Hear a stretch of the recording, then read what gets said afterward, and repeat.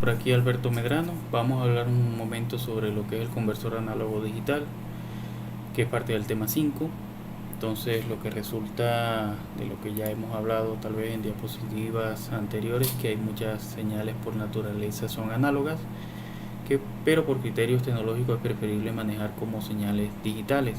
Como, ¿qué señales de naturaleza análoga? Bueno, la voz, la música, la imagen, todas estas son de origen analógico.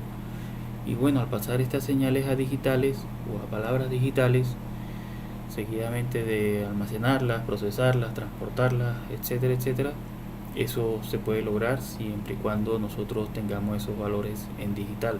Y eso permite la aparición de nuevos dispositivos digitales como telefonía digital, desarrollo de códec, reproducción de audio comprimido, cámaras digitales, televisión digital, entre tantas cosas que salen producto de pasar esas señales análogas a digitales y seguidamente procesarlas, analizarlas. Entonces, bueno, uno de esos ejemplos que quiero colocar acá es la parte de la voz. La voz porque, bueno, es un elemento transductor bastante común. Nosotros, la mayoría de nosotros tenemos nuestros teléfonos celulares, ya eso es casi indispensable. Y bueno, en un teléfono celular no solo hay transductores de audio o dispositivos que sensan la voz para convertirla en digital, sino que dentro de los celulares también hay otros tipos de sensores como normalmente acelerómetro, giroscopio, magnetrómetro, sensores de distancia y por supuesto micrófonos. Al menos un micrófono se tiene en estos dispositivos. Aquellos teléfonos de gama media, incluso gama alta y gama alta, pues pueden llevar incluso más micrófonos, más de un micrófono, para mejorar la calidad del sonido, al reducir o digamos al eliminar el componente de ruido ambiente o intentar eliminar el componente de ruido ambiente, atenuarlo. Pero bueno, al menos un micrófono tenemos en estos dispositivos. Y voy a arrancar esta diapositiva tratando de hablar primero de los transductores. Antes de ir a la etapa del conversor análogo digital, vamos a tener un apartado aquí de transductores. Y bueno, aquí leo, el transductor es un dispositivo que convierte una forma de energía a otra, bien sea de su forma eléctrica a convertirla en convierte la corriente eléctrica en alterno directa del sonido, luz, calor, ondas de radio u otras formas. O los traductores también sirven para convertir el sonido, luz, ondas de calor, radio u otras formas de energía en corriente eléctrica alterna o directa. Nosotros vamos a utilizar más que todo los traductores como esta versión de aquí en adelante, donde a partir del fenómeno físico pues lo convertimos en una señal eléctrica. Esto es parte este texto que tengo acá lo extraje de un diccionario que tengo de mi biblioteca, diccionario electrónico enciclopédico de electrónica. Y bueno, he escaneado algunas páginas y están disponibles en el Classroom por si la quieren leer, tener más detalle de los traductores. En adelante, siguiendo con el ejemplo del micrófono, les puedo comentar de que pueden existir distintas versiones de esos traductores para lo que es el mismo fenómeno. En este caso, un micrófono de carbón, las ondas sonoras perturban el diafragma y eso genera que los gránulos de carbón se comporten como una resistencia variable. Y si esto es una resistencia variable, la colocamos en serie con una fuente en continua, lo que vamos a tener es una corriente variable. Entonces, esa corriente variable la podemos pasar por un transformador de audio para este tipo de aplicaciones y la salida que nos va a dar es un voltaje en función de las ondas sonoras que recibe. Un micrófono de imán permanente como este, también las ondas sonoras actúan sobre un diafragma. Ese diafragma digamos mueve relativamente en función de las ondas sonoras este componente y también se va a tener una salida o una diferencia de potencial aquí a la salida. Esto es de un micrófono no dinámico. Otro micrófono es el piezoeléctrico, que es uno de los más comunes por también lo compacto que son. Las ondas sonoras producen voltaje por el efecto piezoeléctrico del micrófono de cristal. Como ven, pueden existir distintos tipos de transductores para pasar del fenómeno físico, en este caso ondas sonoras, a una salida de audio. Bueno, continuamos por aquí. No necesariamente todos los micrófonos funcionen dando una salida análoga. Este apartado que tengo acá o esta diapositiva lo que les muestra es un tipo de micrófono que incluso puede dar la salida en su forma palabra digital, es decir, internamente dentro de este pequeño encapsulado de 4 por 3 milímetros, incluso hay más pequeños. Dentro de esta cajita pues ya se tiene el micrófono piezoeléctrico con la etapa amplificadora, conversor análoga digital, sistema, un DSP para procesamiento de señales. Todo está incorporado dentro de un ASIC, aparte del micrófono. El ASIC es un circuito integrado para aplicaciones específicas, eso es lo que significa esto, y tiene toda la etapa de acondicionamiento. Eso también es bastante utilizado en estos dispositivos portables que nosotros usamos en los celulares. Algunos vienen con este tipo de micrófonos, otros vienen con micrófonos piezoeléctricos. Pero bueno, esto lo que quiero que comprendan con esto es que no todos los traductores dan una señal análoga como tal. Algunos ya dan la información en digital, dado que incorporan una serie de componentes dentro del mismo, ¿no? Y eso nos ahorra pues mucho espacio en el diseño. Bueno, continuando con esto, ya hablamos un poco del traductor. El traductor por lo general da una señal pequeña. Aquellos traductores cuya salida es análoga, por lo general son señales muy pequeñas que hay que amplificar, acondicionar, limitar, fijar o tal vez desplazar, de modo que esa señal pequeña se ajuste a una ventana, a un voltaje de referencia en la cual opera nuestro conversor análogo digital. Es decir, esa señal pequeñita hay que ajustarla al tamaño de la ventana. Y normalmente lo que se hace es que se amplifica y se desfasa. Ya una vez colocada esta señal dentro de una ventana a la cual yo puedo tomar, digamos, muestras efectivamente con un conversor análogo digital, el resultado va a ser entonces una palabra digital y vamos a tener valores discretos que vamos a capturar en cierto tiempo determinado. Este periodo que tenemos acá es nuestro periodo de la frecuencia de muestreo. Y esto que tenemos de aquí hacia arriba pues es la palabra digital.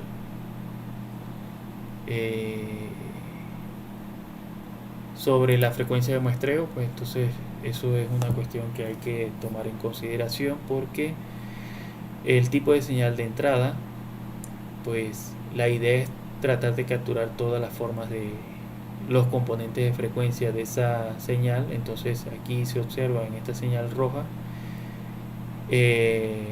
tenemos la señal análoga original y aquí las flechas son las muestras que se están tomando en cada cierto tiempo periódico, ¿no? Y como se observa en esta figura, pues la información que se está capturando pues efectivamente contiene información de los componentes de frecuencia que están en esta señal análoga. A la derecha, sobre todo en la parte A y en la parte B, la línea gris que tenemos acá es la señal análoga de entrada, bien, que es la misma que tenemos acá, solo que está solapada. Pero lo que sucede es que si la frecuencia de muestreo, o sea el periodo en que tomamos una muestra y el periodo que tomamos la siguiente no es acorde a la señal de entrada, entonces lo que vamos a tener es pérdida de información de los componentes de frecuencia. Entonces, para poder capturar la forma de onda completa, lo que hay que hacer es aumentar la frecuencia de muestreo. Y como saben, la frecuencia es el inverso del periodo. Entonces, al hacer el periodo más pequeño, subimos la frecuencia y de esa forma podemos capturar más información. Y hay que tener una frecuencia de muestreo lo suficientemente alta, de modo que capture o permita, digamos, capturar o representar bien la señal análoga que estamos midiendo. De lo contrario, vamos a tener pérdida de información. En ese sentido, pues les invito a leer este enlace que habla del teorema de muestreo de Nyquist-Shannon, que les puede ayudar tal vez a orientar a determinar cuál es la frecuencia de muestreo acorde a los componentes de frecuencia que tiene la señal original. Aquí podemos ver un ejemplo del mismo. ¿Qué es lo que sucede a medida que se va reduciendo la frecuencia de muestreo? Lo que sucede es que cada vez vamos a tener más información sobre la onda, la forma de onda original que estamos recibiendo. A la izquierda tenemos esto, a la derecha tenemos esto mismo también, solo que podemos ver, digamos, el componente de frecuencia y la pérdida de información, digamos, el error asociado a una baja frecuencia de muestreo. Lo que sucede a baja frecuencia de muestreo es que tenemos mucho error en la medida, pero aumentar la frecuencia de muestreo, es decir, bajar el periodo, no es proporcional también. O sea, puede existir cierto componente de frecuencia en la cual recibimos la información completa, pero incluso tal vez aumentando la frecuencia de muestreo, lo que puede suceder es que podemos llegar a zonas donde también tenemos pérdida de información. Entonces, eventualmente hay que analizar los componentes de frecuencia de la señal de entrada para determinar la frecuencia de muestreo. Eso es lo que les quiero decir. Finalmente va a llegar un momento en que la frecuencia de muestreo va a ser tan alta y los periodos van a ser tan cortos que ya toda la información de la forma de onda ya la capturamos. Más sin embargo, si seguimos aumentando la frecuencia de muestreo, lo que vamos a tener es más bien exceso de información, que eso tampoco es muy, digamos, saludable, tener exceso de información. La cuestión es determinar la frecuencia de muestreo acorde que nos permita capturar la información de la mejor manera, tener todos sus componentes de frecuencia, pero que tampoco sea demasiado para procesar, ¿no? Y bueno, es cuestión que pueden revisar a más detalle si ustedes investigan un poco sobre el teorema de muestreo de Nyquist-Shannon. Bueno, en resumen, el diseño base de un conversor análogo digital es una cajita muy parecida a lo que es el conversor digital análogo, solo que ahora la entrada va a ser análoga y la salida va a ser una palabra digital. La palabra digital es de n bits. En este caso tengo 8 bits de salida, es decir que n es igual a 8. Y estos conversores también pueden ser unipolares si es que tienen un solo polo, bien sea positivo o negativo, pero tengan uno solo, o son bipolares que tienen la doble polaridad. Lo que sucede es que la señal análoga debería ingresarse una señal análoga que esté dentro de los valores de voltaje de referencia mínimo y el voltaje de referencia máximo. De modo que a la medida que la señal análoga tiende al voltaje mínimo, pues el valor tiende a cero, a tener puros ceros a la salida, y a medida que tiende al voltaje máximo de referencia, pues la palabra digital a la salida tiende a tener solo unos. Bien, aplica las mismas definiciones que hemos visto para el digital análogo. El voltaje de referencia va a ser el voltaje máximo menos el voltaje mínimo. Tenemos que el valor menos significativo va a depender para los unipolares, va a ser el voltaje máximo, porque solo vamos a tener esta referencia, sobre 2 a la n, que es la resolución. Al igual que los digitales análogos, como ya lo hemos visto. Y que para el caso de los bipolares, pues entonces se consideran las dos referencias sobre 2 a la n. Que es esta misma expresión que tenemos acá, solo que para lo unipolar, pues el voltaje mínimo sería 0. Entonces es exactamente lo mismo. La resolución 2 a la n, pues la resolución mejora al incrementar n, incrementa la palabra, incrementa las divisiones, y el valor plena escala o full escala o fondo escala, dependiendo de la referencia bibliográfica que utilicen, pues sigue siendo voltaje de referencia menos uno de estos componentes, ¿no? O también lo pueden escribir así: voltaje de referencia por 2 a la n menos 1 sobre 2 a la n, es el valor full escala. les invito a ver este enlace que les puede dar un poco más de detalle de esto. Veamos aspectos de la resolución. En este caso tenemos un conversor análogo digital con n igual 3, es decir que la palabra digital tiene tamaño de 3 bits. Por lo tanto me permite colocar hasta 8 combinaciones distintas, entre 0 hasta 7. Y bueno, aquí tenemos un voltaje máximo de 8 voltios, un voltaje mínimo de 0, lo que quiere decir que este es un conversor unipolar. Y al tener una diferencia de voltaje igual a la resolución, pues entonces lo que sucede es que los pasos son son escalares también. En este caso, si yo coloco una señal de entrada que esté entre 0 y un valor menor que 1, entonces todo este rango de 0 a un menor que 1, la palabra digital de salida va a ser 000. Si desde 1 voltio hasta un valor menor de 2 voltios, la salida de la palabra digital va a ser 001 y así sucesivamente. El valor mínimo de cambio en voltaje pues va a ser determinado por esto, valor de referencia máximo menos el mínimo sobre 2 a la n, en este caso el paso o cada paso es de 1 voltio, tal cual como se ve por acá. Y el valor full escala es como lo tenemos acá, que es el valor máximo cuya palabra digital,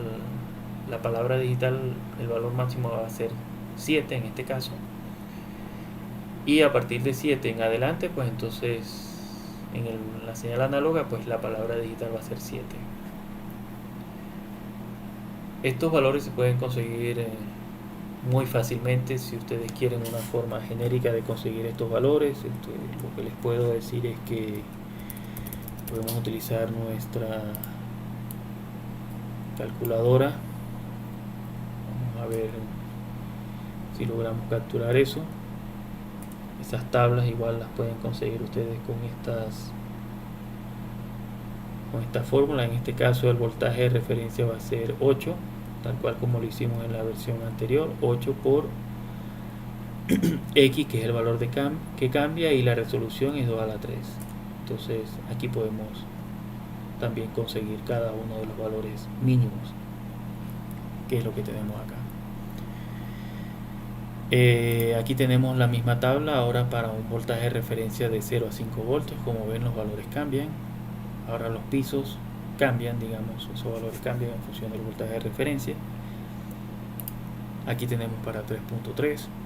Y lo que sucede a medida que subimos la resolución, en este caso tenemos 3 bits, pero si lo subimos a 4, entonces lo que vamos a tener aquí son divisiones cada vez más pequeñas, intervalos de voltaje cada vez más pequeños, y un crecimiento de las palabras digitales de forma exponencial. Bien, al subir un término de n, pues ya el valor sube de 8 a 16 y así sucesivamente. Para un n igual 8 tenemos 256 combinaciones, es decir, de 0 hasta 255. Y lo que sucede es que cada vez las divisiones son mucho más pequeñas. Aquí estamos representando nada más las 5 primeras y las 5 últimas, pero hay unas 245 valores aquí que están intermedios, ¿no? Bueno, entonces seguimos. Para el diseño de este tipo de conversores análogo digital, uno de los componentes claves para la estructura interna, recuerden que esta materia tiene particular interés de que ustedes conozcan la arquitectura interna de estos bloques, así como sucedió con la familia TTL, en la cual había cierto interés de conocer la estructura interna de estas compuertas lógicas. Pues aquí tenemos el interés de que ustedes conozcan la estructura interna de estos conversores, y uno de los componentes clave es el comparador de voltaje. No confundirlos en este momento con los amplificadores operacionales, porque la salida de esto es discreta, ¿no? En este caso, dado 2 voltajes de entrada, pues lo que va a resultar es que la salida va a ser 1 si el voltaje de entrada en la entrada inversora va a ser 1 si el voltaje de entrada es menor que el voltaje de referencia, y va a ser 0 si el voltaje de entrada es mayor que el voltaje de referencia. Eso es tal cual como están conectados acá, ¿no?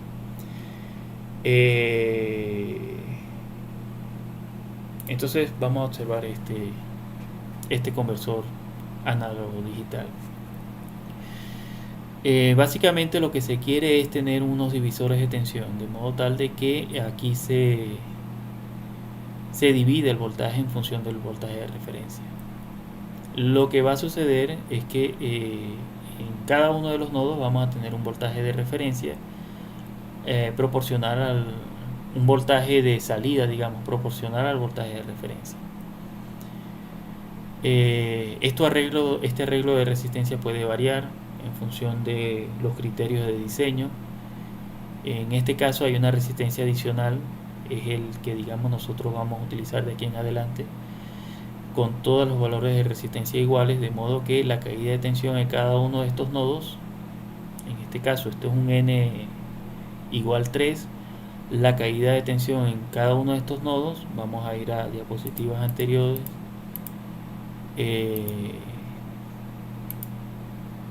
coincida con los voltajes mínimos que tenemos acá. Es decir, que si yo tengo un voltaje de referencia de 8, en el nodo siguiente va a existir una caída de 7, de 6, de 5, de 4, de 3, de 2, de 1 y de 0. Y así sucesivamente.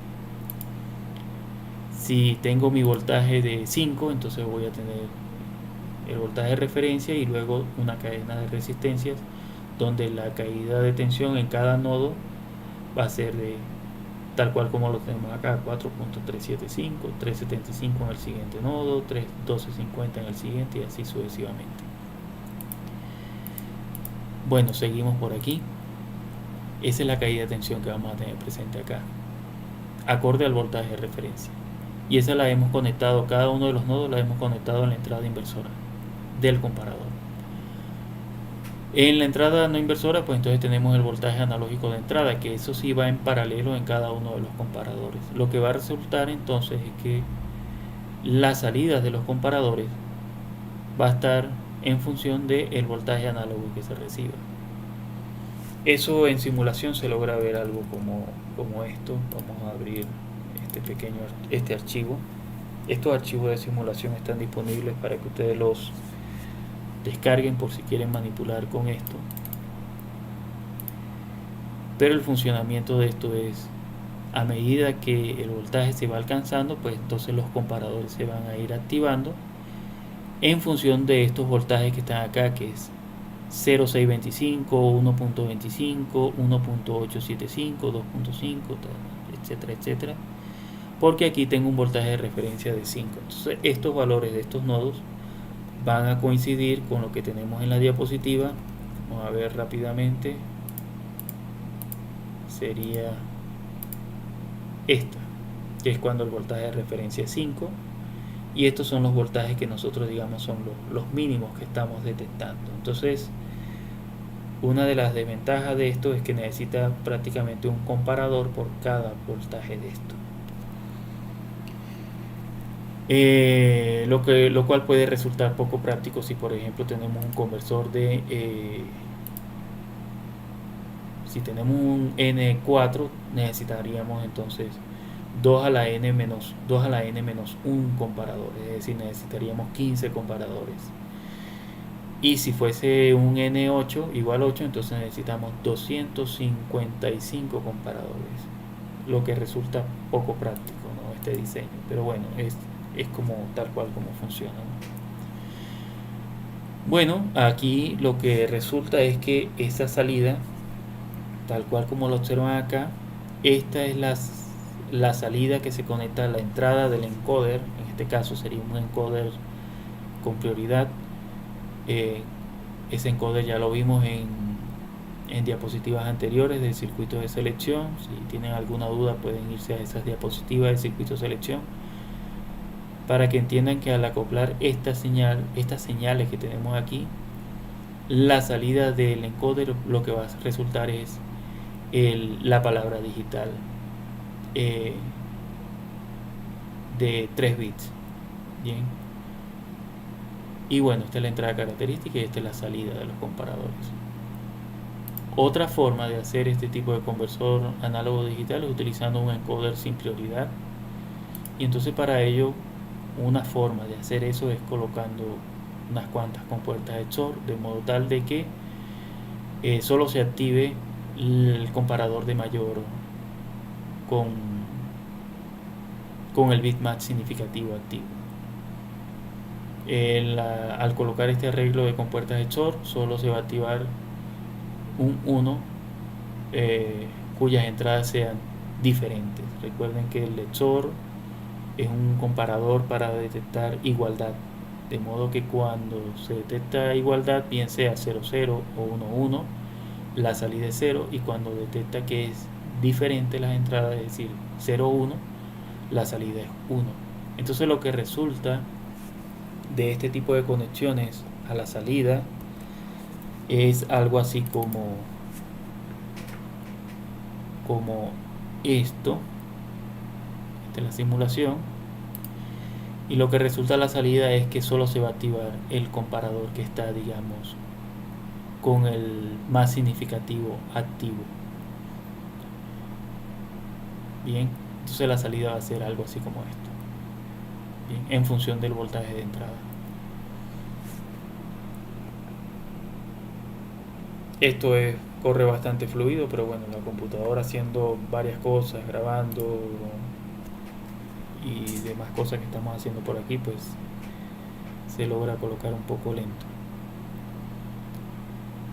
Bueno, esta es la salida con un encoder acoplado. Los encoders a nivel de circuito integrado normalmente se consiguen de 8 a 3 o de 10 a 4. Se utilizan más que todo para contar décadas, así que prácticamente hasta un n igual 3 se puede utilizar un encoder. Ya de n igual 4 pues ya ese componente no es accesible, digamos, pero ya teniendo una salida acondicionada con la XOR, uno puede incluso desarrollar un conversor flash aún sin un encoder, solo utilizando diodos y resistencias también. En este caso el comparador que se activa va a dar la combinación del valor en binario que nosotros queremos representar. Entonces en este caso se ha activado el 1, pues entonces solo se colocó un diodo al menos significativo y así sale el 1. Para el que sigue se colocó un diodo al que sigue para dar el 2 en binario, entonces solo se conecta aquí.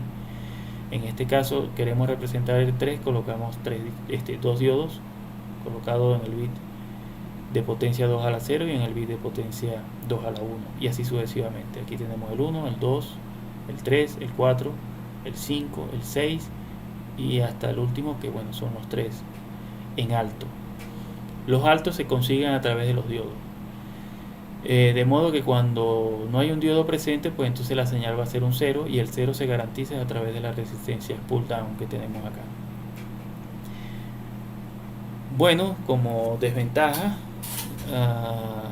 bueno, hablando de las ventajas primero, este es un conversor que se conoce como conversor flash.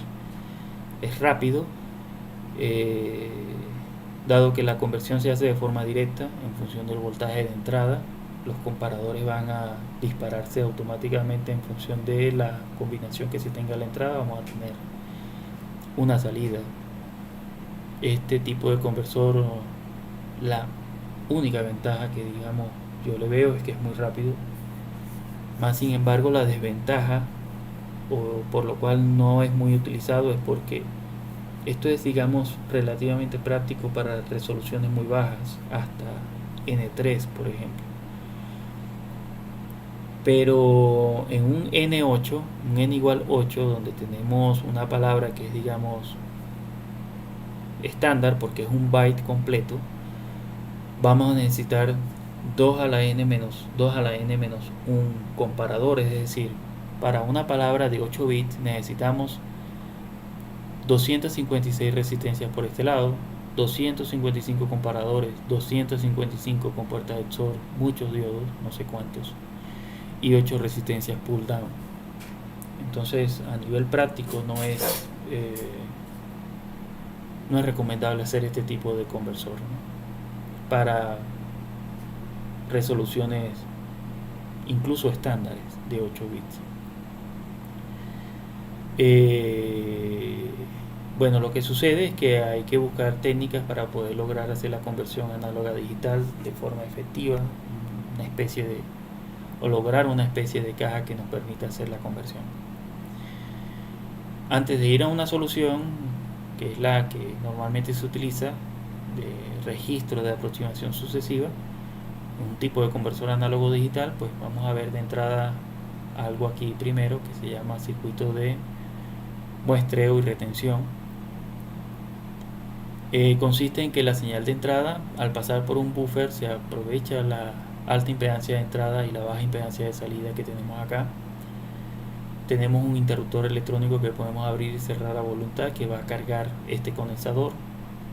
Entonces lo que va a suceder es que el voltaje de entrada tiene que dejarse un tiempo suficiente conectado para que el condensador adquiera el voltaje de entrada, y luego al abrir este interruptor, este voltaje de entrada se tiene que mantener, este voltaje del condensador se tiene que mantener el tiempo suficiente para poder hacer la conversión análoga digital por otras técnicas. ¿Qué es lo que sucede más adelante? Vamos a utilizar este tipo de circuito. También se le conoce como SH, que es muestreo y retención en inglés, sample and hold, o circuito de captura y mantenimiento, como les quieran decir, dependiendo de la referencia que lean, pues es exactamente lo mismo. Captura y mantenimiento, sample and hold, como les quieran decir, es el mismo principio. Tener un voltaje de entrada, poder almacenar ese voltaje un tiempo suficiente para que en la etapa conversora análoga digital pueda hacer la labor de conversión. Esta solución se puede también implementar de sample and hold en un circuito como lo que vimos anteriormente a nivel de comparadores, pero esto en particular no tiene mucho sentido, ya que el voltaje pudiese compararse directamente, y al pasar por el decodificador pues ya tenemos nuestra palabra digital de salida. Sin embargo, se puede utilizar, pero en particular no le veo mucho sentido este arreglo, ¿no? Pero un circuito de muestreo y retención sí se puede considerar en este tipo de conversor análogo digital, que es una estructura un poco más complicada que la de comparadores masivos, digo. Aquí seguimos utilizando un comparador, pero es uno solo, y el número de componentes aumenta de forma lineal respecto a n, distinto al anterior, que el número de componentes aumenta de forma exponencial cuando es el convertidor flash. ¿Qué es lo que hace un conversor de este tipo? Pues lo que hace es que al tener un solo comparador, pues vamos a hacer una captura del voltaje de entrada y lo vamos a retener un tiempo suficiente mientras hacemos el estudio para ver cuál es el voltaje, cuál es la palabra digital de la salida, ¿no? Vamos a suponer que hemos capturado y hemos retenido, y este voltaje está presente ahora en la entrada no inversora del comparador. Lo que sucede es que aquí este registro de aproximaciones sucesivas siempre va a empezar con el bit más significativo en 1, es decir que va a ser una primera aproximación al 2.5 voltios, en el caso 2.5 porque la referencia es 5 voltios en este caso. Si la referencia es 8 voltios, entonces la primera aproximación va a ser 4, pero en este caso 5, la primera aproximación siempre va a arrancar en 2.5. Lo que sucede es que ese 1000 es lo primero que se va a colocar a la salida del registro en un conversor digital análogo, y como saben, esta es la entrada del conversor digital análogo respecto a esta referencia. Entonces el voltaje que va a salir aquí a la salida inicialmente va a ser la mitad del voltaje de referencia. Lo que va a suceder es que con cada ciclo de reloj que tenemos acá, este va a considerar o va a hacer la comparación de el 2.5 si la salida o digamos la entrada que tenemos acá de que llega al comparador está por debajo, entonces lo que va a hacer es que la siguiente aproximación va a continuar por debajo. Y así lo va a hacer hasta conseguir el voltaje, hasta conseguir la aproximación más rápida hacia ese voltaje. Entonces, aquí tenemos un ejemplo donde el voltaje va cambiando. Entonces, fíjate, aquí aproxima a la mitad, después sabe que está por encima, después está por debajo, después sigue aproximando. Y va a necesitar n ciclos de reloj. En este caso n vale 4, por lo tanto va a necesitar 4 ciclos de reloj para conseguir el valor aproximado, y un quinto para poder anunciar que ha terminado a través de este bit, que es el fin de la conversión. Entonces, en este particular, pues se observa de que este registro de aproximación sucesiva pues necesita 5 ciclos de reloj para lograr efectivamente dar el resultado. Si fuese de un n igual 8, entonces lo que va a suceder es que necesita 8 ciclos de reloj, uno por cada bit, empezando por el más significativo hasta ir precisando hasta el valor que consiga, ¿no? Entonces, es por eso que este es un tipo de conversor cuya estructura es un poco más complicada, pero requiere una retención de ese dato para un procesamiento del mismo para poder determinar cuál es la palabra. Una vez que se dispara la salida del fin de la conversión, el resultado va a ser lo que tengamos aquí entre el SAR y el DAC. Esta es la palabra digital, que es el resultado que queda. Bueno, vamos a tener más adelante ejercicios de cómo calcular el valor mínimo que se requiere para poder tener ese muestreo y retención. También nos queda hacer cálculos de los errores asociados al proceso de conversión análoga a digital, porque como ustedes observan, en un registro de 4 bits, por ejemplo el valor nunca se logra alcanzar, siempre se aproxima, y esa aproximación va en función de la resolución del conversor. Mientras mayor sea el valor de n, pues mayores pasos va a dar y el error tiende a disminuir, ¿no?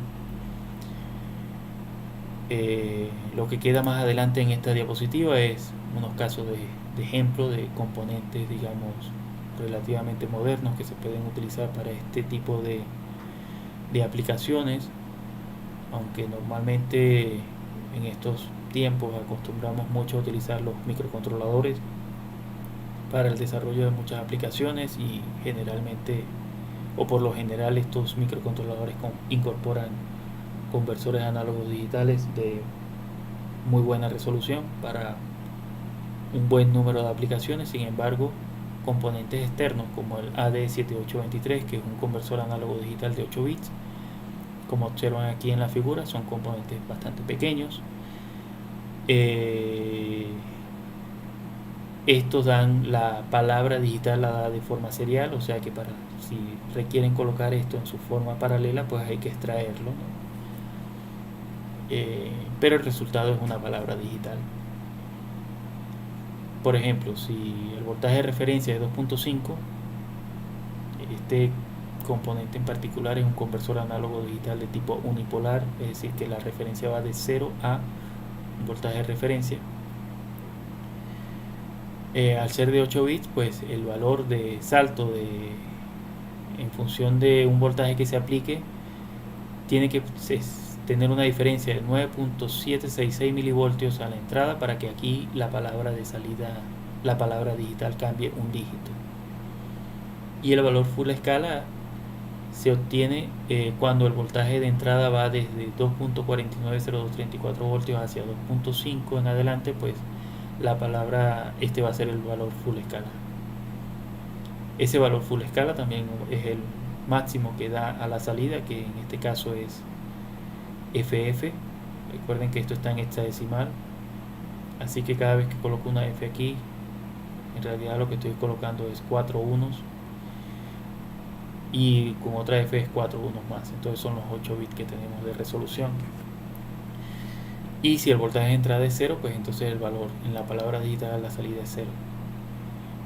Igual si el voltaje de referencia en este caso ahora es 5 voltios, entonces ahora el valor de salto cada 19.531 milivoltios. La palabra digital va a incrementar un valor.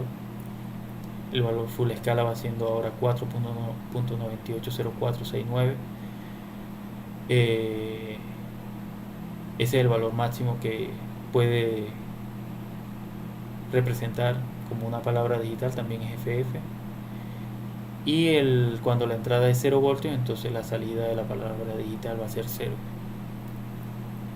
Otro ejemplo que tengo por acá de otro componente de 16 bits, el AD7685. Ya esto es una resolución bastante alta.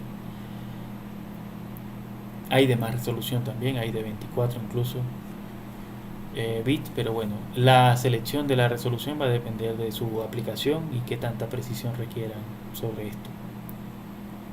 En este caso, para un voltaje de referencia de 2.5, el factor de cambio a la entrada es tan pequeño como cada 38.1 microvoltios va a incrementar un 1 la palabra digital a la salida. El full escala, como ven, es bastante cercano al voltaje de referencia, no llega a alcanzarlo, pero es bastante cercano. Está determinado por esta fórmula, que no es más que el voltaje de referencia menos uno de estos. Esto es 2.4999962. Y bueno, cuando el voltaje de entrada está entre este voltaje hasta el 2.5, la salida de la palabra digital va a ser FFFF. Recuerden que esto es hexadecimal, así que cada F representa 4 unos.